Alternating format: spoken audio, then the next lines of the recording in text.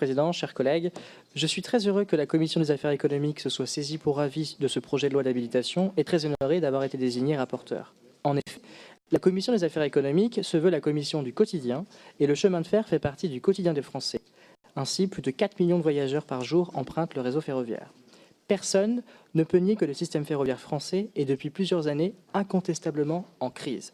Alors que les réformes se sont succédées depuis la fin des années 90, il paraît ne plus répondre aux attentes des citoyens et ne plus suffire à satisfaire leurs besoins de mobilité. Retard, annulation, train vétuste, prix croissant des billets, les critiques sur la SNCF sont nombreuses et légitimes. Plus d'un intercité sur 3 arrive en retard aux heures de pointe et 25% des retards sont supérieurs à 20 minutes. Une part importante des incidents rencontrés par les usagers est imputable à l'état déplorable du réseau et des matériels. À ce sujet, la majorité des personnes que j'ai auditionnées ont regretté l'investissement massif des dernières années pour de nouvelles lignes TGV au détriment des mobilités du quotidien et de l'entretien du réseau existant. Pendant des décennies ainsi, l'État n'a pas fait les investissements nécessaires et ça se voit aujourd'hui. 20% du réseau est ralenti. S'il fallait par exemple 1h45 pour faire le trajet Paris-Le Havre en 1973, il faut aujourd'hui compter 2h07 en moyenne. En conséquence, la fréquentation décline et le système ferroviaire est déjà exposé à une concurrence féroce, celle du transport aérien, en particulier à bas coût, mais également celle du transport par autocar ou par covoiturage. Ce constat n'est pas le fruit d'un désengagement de l'État. Il n'a pas réduit son engagement dans la SNCF. Nous versons chaque année 14 milliards d'euros à l'entreprise pour son fonctionnement. C'est plus que le budget de la police et de la gendarmerie réunis. Dans le même temps, la dette du système ferroviaire est vertigineuse. En 20 ans, elle est passée de 20 à 50 milliards d'euros. Cette dette ne lui permet plus d'investir pour rénover ou moderniser ses infrastructures et enrayer la dégradation générale. Ces critiques nombreuses, et pour la plupart fondées, semblent requérir une réforme de grande ampleur du système dans son ensemble, puisque en aucune manière, la compétence individuelle ou collective des cheminots ne peut être remise en cause. Bien au contraire, il est essentiel de rappeler que ceux-ci font preuve d'un professionnalisme immense et disposent d'une expérience et d'un savoir-faire exceptionnel. Il n'a jamais été question de vilipender les cheminots. Ceux qui réduisent le débat aux polémiques qui n'ont rien à voir avec la réforme ne font qu'écarter les questions de fond posées par celle-ci. Le constat est toutefois le suivant. Si la situation finale est aussi dégradée, c'est signe que le système lui-même est vicié et qu'il est impératif de le changer dans son ensemble. C'est ce que propose le présent projet de loi pour un nouveau pacte ferroviaire. Par cette réforme, le gouvernement définit un nouveau cadre pour le système ferroviaire français qui s'appuiera sur une modification de l'organisation et de la gouvernance ainsi que sur une ouverture à la concurrence du marché national. Cette réforme sera en partie opérée par ordonnance et je souhaite revenir sur ce point. En effet, le principe du recours aux ordonnances me semble tout d'abord justifié.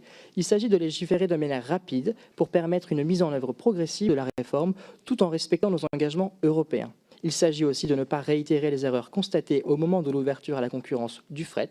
Attendre le dernier moment avait alors conduit à mettre en œuvre une réforme massive de manière brutale qui avait fortement déstabilisé le système. Cette anticipation et cette progressivité sont réclamées par tous les acteurs que nous avons auditionnés. Par ailleurs, l'habilitation de manière générale me semble tout à fait équilibrée. Elle est précise, tout en offrant suffisamment de marge de manœuvre pour permettre aux discussions sur les modalités de l'ouverture à la concurrence de se poursuivre et à leur conclusion d'être prises en compte. Elle ne réduit ni le débat parlementaire, ni la concertation, avec les syndicats notamment. Enfin, je salue l'engagement pris par le gouvernement de rédiger en dur tous les points qui auront fait l'objet d'un accord avec les syndicats représentatifs. Ceci a déjà été mis en œuvre puisque des amendements ont été déposés, comme le rappelait le Président, par le gouvernement ce week-end et seront examinés devant la Commission du développement durable. Il fixe plusieurs points dans le texte de loi qui concernent notamment les dates d'ouverture à la concurrence des TER et des trains intercités, les dérogations à l'ouverture à la concurrence, la question du transfert des contrats de travail, celle du transfert des données pour mener à bien les appels d'offres, celle des tarifs sociaux et enfin la question de la surveillance générale du système ferroviaire. D'autres amendements pourraient être déposés au moment de la séance publique. S'agissant du fond, je souhaite revenir sur 3 points. Tout d'abord, sur le principe de l'ouverture à la concurrence. Inéluctablement, mais surtout, il est souhaitable, cette ouverture à la concurrence. Cette ouverture n'a pas été décidée parce que le libéralisme constituerait une fin en soi, mais parce qu'elle est apparue comme nécessaire pour revitaliser le système ferroviaire, pour restaurer la qualité de service au profit des usagers et pour tendre vers un marché ferroviaire unifié en Union européenne. Pour beaucoup des parties prenantes que nous avons auditionnées, cette ouverture à la concurrence constitue une opportunité bien plus qu'une contrainte, à plusieurs égards, et pour peu qu'elle soit organisée de manière satisfaisante. Elle permettra de replacer l'usager au cœur du système ferroviaire. L'opérateur historique, comme tous les opérateurs entrants, sera incité à améliorer la qualité de son service, car c'est en grande partie sur ce critère que se fera la différenciation entre entreprises. Par ailleurs, l'ouverture à la concurrence permettra de redynamiser le secteur ferroviaire pour qu'il retrouve des parts de marché face aux autres modes de transport. Plus de concurrence, ce sont aussi plus de trajets, de meilleurs services et une plus grande diversité de tarifs. De plus, une telle ouverture peut également être profitable aux gestionnaires d'infrastructures, historiques ou indépendants, et permettre d'améliorer le taux d'utilisation de notre réseau ferroviaire. Enfin, une telle ouverture à la concurrence est déjà à l'œuvre dans des pays étrangers, en particulier dans la majorité des États européens. Ainsi, on constate dans ces pays une augmentation de l'offre et de la fréquentation des trains. En Allemagne, depuis l'ouverture à la concurrence engagée en 1994, la fréquentation des trains a augmenté de 29%.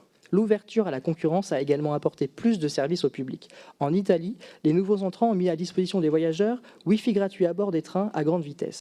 À cela s'ajoute une baisse du coût du service ferroviaire, moins 20% en Allemagne, moins 30% en Suède. Enfin, on dénonce souvent l'augmentation du prix des billets. Dans le ferroviaire, il a augmenté en moyenne de 15%, contre 75% dans l'aviation et 25% pour les déplacements routiers. De plus, l'ouverture à la concurrence est une opportunité pour le rayonnement de la France. La SNCF a de ce fait l'opportunité de gagner des marchés à l'étranger et une occasion de rayonner dans son secteur de compétences. La réciprocité qui existe sur le marché du transport ferroviaire en Union européenne est gage de développement commercial à l'international pour nos entreprises et la France ne peut se permettre de rester en marge du mouvement en cours. À mon sens, cette mise en concurrence pourrait être considérée comme un succès en France à 4 conditions. Premièrement, une augmentation de l'offre de train, ensuite une amélioration des services proposés, une augmentation de la part modale du transport ferroviaire dans l'ensemble des transports en commun et une absence d'augmentation de la dépense de la collectivité publique. Je souhaite également revenir rapidement sur la nécessaire réorganisation de la gouvernance du système ferroviaire français. Le gouvernement est habilité à la moderniser et j'y serai attentif sur 3 points en particulier. Premièrement, le renforcement de l'indépendance du gestionnaire du réseau est indispensable. En effet, certains acteurs regrettent la porosité entre SNCF Mobilité et SNCF Réseau, qui présente un risque en matière d'ouverture équitable à la concurrence. Deuxièmement, la question du statut d'EPIC de SNCF Mobilité comme de SNCF Réseau doit être examinée. Il s'agit de moderniser la gestion du groupe, mais également de l'empêcher de s'endetter sans limite et de manière déraisonnée, comme cela a été possible dans le passé. C'est pourquoi le nouveau statut de la SNCF doit être fixé avant que l'État n'entame une reprise progressive de la dette. À ce sujet, le gouvernement a indiqué qu'il prendra sa part de responsabilité. Enfin, la question du statut de Gares & Connexions doit être également étudiée. Son rattachement à SNCF Mobilité ne semble plus apporter les garanties d'indépendance suffisantes. 2 solutions sont à ce stade envisageables. Celle du rattachement de Gares & Connexions à SNCF Réseau ou celle de son rattachement à l'EPIC de tête, sous la forme d'une société anonyme. Je suis pour ma part plus favorable à la première solution. Enfin, je souhaite que l'on prête attention au volet social de la réforme qui n'en est pas le parent pauvre. En effet, le projet de loi habilite le gouvernement à prévoir les conditions de transfert des salariés de l'opérateur historique vers l'entreprise remportant l'appel d'offres. L'amendement déposé par le gouvernement apporte davantage de précision et me semble apporter satisfaction. Il tient compte des avancées de la concertation engagée avec les organisations syndicales. Il permet de mettre en place un dispositif protecteur pour assurer la poursuite des contrats de travail des salariés en cas de changement d'opérateur. Le nombre de salariés transférés sera fixé par la SNCF au jour de la publication de l'appel d'offres et de l'appel à la concurrence. La désignation des salariés dont les contrats sont transférables obéira à des modalités définies par accord de branche. Il sera fait appel en priorité au volontariat. L'employeur ne désignera de salariés que si le nombre de volontaires est insuffisant pour assurer la continuité des services publics. Par ailleurs, des garanties seront transférées en même temps que le contrat de travail. Les salariés employés au statut par la SNCF conserveront le bénéfice de la garantie d'emploi et leur affiliation au régime spécial de retraite. Tous bénéficieront de la garantie du maintien de leur niveau de rémunération. Le maintien d'autres garanties telles que la facilité de circulation devra faire l'objet d'un accord de branche. Enfin, je souligne que les ordonnances auront à régler des questions annexes mais indispensables à une ouverture à la concurrence réussie, en particulier s'agissant du transfert du matériel et des ateliers, de la billettique ou encore des modalités de gestion des gares. Sur l'ensemble de ces points, des propositions ont été faites et sont analysées dans le rapport que j'ai rédigé. Je veillerai à l'ensemble des choix qui seront pris dans le cadre de la discussion parlementaire ou de la rédaction des ordonnances. Je vous remercie. Merci. Vous avez la parole. Merci, Monsieur le Président. J'aimerais revenir sur quelques échanges qui ont été donnés, notamment sur ceux de Monsieur Dive indiquant que la Commission de développement durable était en même temps que la Commission des affaires économiques. C'est vrai sur la discussion générale, mais sur la discussion des amendements, pour la Commission de développement durable, ce sera à partir de ce soir 21h30. Donc vous aurez tout loisir de pouvoir vous rendre dans cette commission pour intervenir et pour suivre les débats. Sur l'équilibre territorial et sur les petites lignes, c'est effectivement un point qui est extrêmement important et sur lesquels nous devons être, nous, législateurs, à l'affût pour éviter effectivement que certains territoires se sentent délaissés par des problématiques de lignes qui pourraient fermer. Je voudrais également revenir sur les propos de M. Herth, donc pas vraiment sur les articles 2 et sur les articles 3 où vous proposez de reprendre les éléments du rapport Spinetta, ce qui me semble effectivement être intéressant. Sur les gares en zone rurale, c'est effectivement un bon point et il y a beaucoup d'innovations qui sont réfléchies par certains acteurs sur comment on peut utiliser les gares dans les zones rurales pour en faire des vrais lieux de service public, des lieux d'échange, puisque c'est des lieux où les gens sont beaucoup dans les passages et on pourrait en profiter pour en faire un bureau de poste, pour en faire un élément aussi d'office du tourisme. Et ça fait partie des choses qui sont sorties également dans le cadre de mes auditions.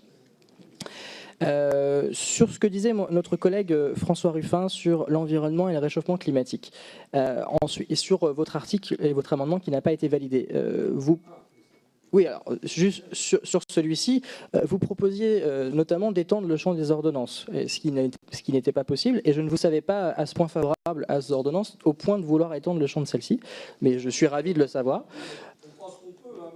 Ensuite... On va laisser... Monsieur Ruffin, s'il vous plaît. Monsieur Ruffin, on va laisser le rapporteur répondre. Il y a eu beaucoup de questions posées. On va lui laisser le temps de répondre. Si on a le temps, je vous laisserai reprendre la parole après. Merci. Et sur le fond, vous posez un vrai diagnostic, c'est qu'il faut qu'on ait à l'esprit l'environnement et le réchauffement climatique quand on pense au ferroviaire. Et c'est justement ce à quoi nous pensons quand nous souhaitons ouvrir à la concurrence. Ouvrir la concurrence dans les autres pays européens, ça a permis plus de passagers dans les trains. En Allemagne, plus 29% de passagers au kilomètre. Et du coup, ça a un vrai impact environnemental. Et c'est pourquoi nous devons aussi ouvrir à la concurrence.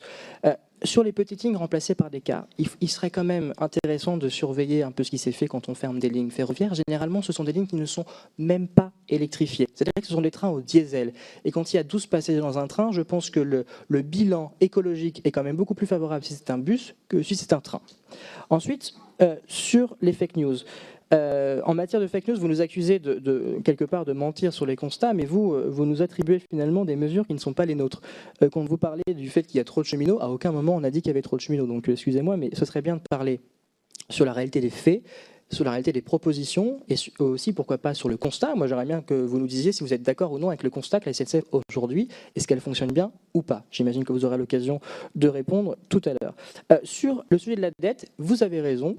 La dette est aussi en partie grandement liée à ce que l'État a décidé de faire des grandes lignes, de faire du TGV, et pas forcément des investissements qui avaient été voulus par la base de la SNCF, par les cheminots. Et ça, c'est vrai que l'État doit aussi être conscient du fait qu'il a un rôle à jouer et qu'il ne doit pas forcément prendre des décisions qui ne sont pas dans l'intérêt de l'entreprise. Ensuite, sur l'attaque sur le fait que je ne sois pas normand. Excusez-moi, monsieur, mais je ne savais pas qu'il y avait... Oui, non, mais écoutez, ça vous a échappé, tant pis, maintenant vous devez l'assumer. Mais ce qui est sûr, c'est que si vous me reprochez finalement de ne pas être né en Normandie et d'être élu de Normandie, malgré le fait que je ne sois pas né en Normandie, je ne savais pas qu'il fallait réduire les élus à là où ils sont nés. Et donc si vous estimez... Bah écoutez, monsieur, vous aurez l'occasion de répondre, mais en tout cas, je trouve que c'est une attaque et d'une bassesse sans nom, et ce n'est même pas de votre niveau. Voilà, je vous remercie. Merci. Vous avez la parole. Merci, Monsieur le Président. Alors, j'aurais aimé commencer par répondre à Monsieur Jumel parce qu'il m'avait interpellé en premier lieu sur le fret, mais je vois qu'il n'est plus là, donc j'espère qu'il reviendra pour que je puisse lui répondre. Je pense que là, juste, parce qu'il y a un certain nombre de gens qui ont dû quitter la salle, il y a une PPL qui était présentée, donc il y a quelques allers-retours qui ont été faits. Et je tiens à excuser tous ceux qui sont partis, à condition qu'ils reviennent, évidemment, pour la suite des débats. Espérons qu'ils reviennent avant la fin de mon intervention, sinon je lui répondrai sans qu'il soit là. Je vais commencer par répondre à M. Fesquel, pour tout d'abord lui dire que personne ne reproche aux syndicats d'être en grève. C'est un droit constitutionnel dans notre pays, on ne reproche absolument pas aux syndicats d'être en grève. Après, ce qu'on peut pas... Laissez-moi intervenir, s'il vous plaît. Par contre, ce qu'on peut peut-être regretter, c'est qu'il y a une concertation qui est mise en place et En France, on a quand même tendance à commencer par manifester et faire grève avant de se mettre autour de la table. Et je pense qu'inverser la logique, ce ne serait pas négligeable et pas inintéressant pour notre pays. C'est tout ce que je dirais sur le sujet. Ensuite, sur les amendements, vous regrettez que les amendements aient été proposés par le gouvernement vendredi et qu'ils ne soient pas présents ici. Très bien, sauf que si les amendements avaient été proposés pour cette commission, vous vous seriez plaint que le délai d'analyse de l'amendement n'était pas suffisant. Donc, je comprends que les délais soient contraints, mais malheureusement, il faut que nous avancions et nous espérons avoir un maximum de personnes qui soient dans la concertation et dans le débat pour que nous puissions avancer. Vous aurez du coup quelques jours avant l'examen en séance publique la semaine prochaine pour pouvoir vous renseigner sur les amendements et pouvoir faire en sorte de vous faire un avis concret sur le sujet. Sur la gouvernance, vous évoquez effectivement le fait que vous souhaitez des éléments complémentaires sur la gouvernance. Ça fera l'objet, et c'est d'ailleurs l'objet de concertations en cours avec les syndicats, et il y aura certainement de nouveaux amendements qui seront proposés par le gouvernement pour mettre en dur le statut de l'entreprise et la gouvernance via amendement des éléments dès la semaine prochaine. Sur l'état du réseau, je n'ai absolument jamais dit qu'il n'y avait pas d'argent public et qu'on allait baisser l'argent public. Au contraire, on est en train de mettre beaucoup plus d'argent qu'auparavant dans l'entretien du réseau. On va mettre à partir de l'année prochaine 3,6 milliards d'euros par an dans la rénovation du réseau pour faire en sorte de réduire. Aujourd'hui, il y a 20% du réseau qui est ralenti. 20%. Vous imaginez? C'est énorme. Et tout ça parce qu'on a préféré faire les TGV plutôt que d'entretenir les lignes du quotidien. Donc nous, on va remédier à ça et on va mettre fin au vieillissement du réseau en mettant 3,6 milliards d'euros. C'est 50% de plus qu'il y a 10 ans. Donc c'est important. Sur la dette, on ne laisse pas la dette à la SNCF. L'État a été très clair sur le fait qu'il prendrait ses responsabilités sur la dette. Et tout le monde comprend bien ce que ça veut dire. Ça veut dire qu'on va laisser à la SNCF une dette qui est raisonnable par rapport à sa structure d'entreprise et le reste, l'État la reprendra. C'est très simple. Et ensuite, ce qu'il faut avoir à l'esprit, c'est que sur le réseau, peut-être écoutez-moi si je vous parle, Monsieur Fasquelle, c'est quand même plus intéressant. Sur le réseau, plus il y aura de trains, et c'est ce qu'on veut faire avec l'ouverture de la concurrence, il y aura plus de TGV demain, c'est-à-dire qu'il y aura plus de péages qui seront payés à SNCF Réseau, ce qui veut dire qu'il y a encore plus d'argent pour entretenir le réseau. C'est aussi ça la logique de l'ouverture de la concurrence, c'est plus de trains, plus de péages, plus de moyens. Sur le fret, vous êtes nombreux à vous interroger en disant dans les années 2000, on a ouvert à la concurrence le fret et finalement ça s'est très mal passé. C'est vrai. Et pourquoi ? Simplement parce qu'on n'a pas bien préparé la réforme du ferroviaire sur le fret et que pour le coup, on a fait la réforme dans l'urgence et elle s'est appliquée sans commune mesure. Non mais je suis désolé, mais je ne sais pas si vous êtes au courant, mais la majorité de Macron, elle est arrivée en mai-juin 2017 et le projet de loi sur le ferroviaire arrive 9 mois après. Ça me semble pas déraisonnable de réfléchir à un projet de loi en 9 mois. Sur Monsieur Thierry Benoît, vous parliez de Gares et Connexions. Ce qui est important, c'est qu'aujourd'hui, dans les gares, vous avez des éléments qui sont à Gares et Connexions, vous avez des éléments qui sont à SNCF Mobilité. Par exemple, l'information voyageurs, dans le hall de la gare, c'est Gares et Connexions qui les gère, et sur le quai, c'est SNCF Mobilité qui les gère. C'est un peu un nonce. Et par exemple, il y a un exemple qui nous est ressorti dans les nombreuses concertations et les nombreuses auditions que j'ai eues, c'est sur la verrière de la gare de Lyon. Aujourd'hui, on ne sait pas qui est à la SNCF propriétaire de la verrière de la gare de Lyon. Et parce que ça n'a pas été réparti. Parce que dans les gares françaises, il y a de nombreuses zones qui sont dites non affectées, qui ne sont attachées à aucune structure de la SNCF. Et c'est pour ça qu'on veut changer ça et qu'on a dit que, notamment c'est ce que je propose dans mon rapport, que Gares et Connexions récupère tout ce qui est immobilisation de la SNCF et que, au moins, ce soit très clair, ce soit Gares et Connexions qui ait l'intégralité des éléments là-dessus. Pour les cheminots, je suis complètement d'accord avec vous que l'idée, ce n'est pas de les attaquer. Je n'ai jamais dit, et cette majorité n'a jamais dit, que les cheminots étaient le problème. Au contraire, l'ambition de cette réforme, elle est là pour, avant tout, aider les cheminots à pouvoir résister à cette ouverture à la concurrence. Parce que si on ne fait rien, ce sont les cheminots qui seront en première ligne et qui demain souffriront. Monsieur Évrard, vous évoquiez la problématique de l'Union européenne et de l'ouverture à la concurrence. Excusez-moi, mais sur ce sujet, vous avez entre guillemets un train de retard, puisque le débat sur l'ouverture de la concurrence, ça date quand même de 2014. Donc c'était la majorité précédente. Et ben, ça, c'est. En tout cas, voilà, le débat a eu lieu, la majorité de l'époque a voté et les choses sont ainsi faites. Et en plus, je pense qu'on peut y trouver beaucoup de positifs, puisque dans les autres pays de l'Union européenne qui ont ouvert à la concurrence, c'est plus de passagers, c'est plus de services et c'est des prix qui sont souvent orientés à la baisse. Sur Monsieur Cinieri, vous évoquez la problématique des petites lignes versus l'ouverture à la concurrence. Ce qu'il faut avoir à l'esprit, c'est que l'ouverture de la concurrence va se faire de différentes manières. Sur les TGV et sur une partie des intercités qui sont entre plusieurs régions, on sera dans la logique de l'open access, c'est-à-dire que il y aura toujours les trains de la SNCF, TGV et Intercité, et il y aura en plus de nouveaux acteurs comme Transdev, comme Tello, comme la Deutsche Bahn, comme d'autres, qui pourront venir proposer des trajets. Donc ça, c'est pour les trajets d'ambition nationale. Sur les réseaux régionaux, ce sont les régions qui choisiront, via des appels d'offres, les acteurs qui vont intervenir. Et ils pourront le faire pour des paquets de lignes ou pour l'ensemble du réseau. Ce qui va se passer, et ce qui est évident, c'est que dans un premier temps, les régions auront envie de tester, de gagner en compétences sur l'ouverture de la concurrence, et donc mettront certainement en concurrence certaines lignes, en trouvant à chaque fois des lignes rentables et des lignes moins rentables pour avoir un équilibre et faire en sorte qu'il n'y ait pas les lignes les plus rentables qui ramènent du cash et les autres où c'est les régions qui sont obligées de subventionner complètement. Mais à terme, d'ici 15 ou 20 ans, l'ambition, c'est que les régions mettent en concurrence l'ensemble de leur réseau. Et du coup, la question des petites lignes en disant il n'y aura aucun acteur qui aura envie de reprendre ces petites lignes ne se pose pas, puisque les acteurs devront reprendre toutes les lignes et ce seront les régions qui diront cette ligne-là, vous devez la faire, ça fait partie du package que je vous propose. Et si vous n'êtes pas d'accord pour offrir le service sur cette ligne-là, je ne vous donne pas le marché. Donc cette question ne se pose pas dans ces termes. Du coup, sur le fret pour M. Jumel, j'ai répondu. Et sur les petites lignes, quand vous dites qu'il y a un débat actuellement avec les deux présidents de région des Hauts-de-France et de Normandie, etc., enfin, c'est pas dans le cadre de la réforme, puisque finalement ça s'applique dès aujourd'hui. Donc vos difficultés ne sont pas liées à cela. Et après, je comprends que même si je suis jeune, si vous voulez, ça ne veut pas dire que je suis collaborateur du cabinet de Borne. Si vous avez des problèmes à avoir des nouvelles du cabinet de Madame Borne, peut-être aller voir directement avec son cabinet. Moi, je ne peux pas faire d'intermédiaire. Et en tout cas, ce n'est pas à l'État d'intervenir sur les petites lignes, ce sont aux régions. Et c'est d'ailleurs ce que dit le Premier ministre. Il dit que sur les petites lignes, ce n'est pas à l'État depuis Paris de décider que les lignes méritent d'être fermées ou pas. C'est aux présidents de région de se positionner s'ils estiment qu'ils ont des besoins, des envies, s'il y a des alternatives plus pertinentes en termes économiques, écologiques et même de services pour les usagers. Donc l'État n'a pas à jouer son rôle. Ensuite, M. Riffin, vous m'interrogez sur l'accessibilité à tous des trains.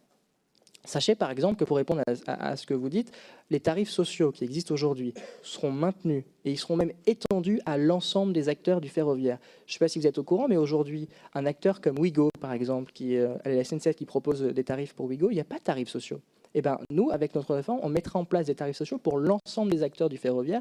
Donc, vous voyez, ce n'est pas une logique, ce n'est pas une problématique d'ouverture de la concurrence, simplement des règles qui soient claires à un moment donné. Donc voilà en gros ce que j'avais à répondre sur les différentes interventions. Je vous remercie.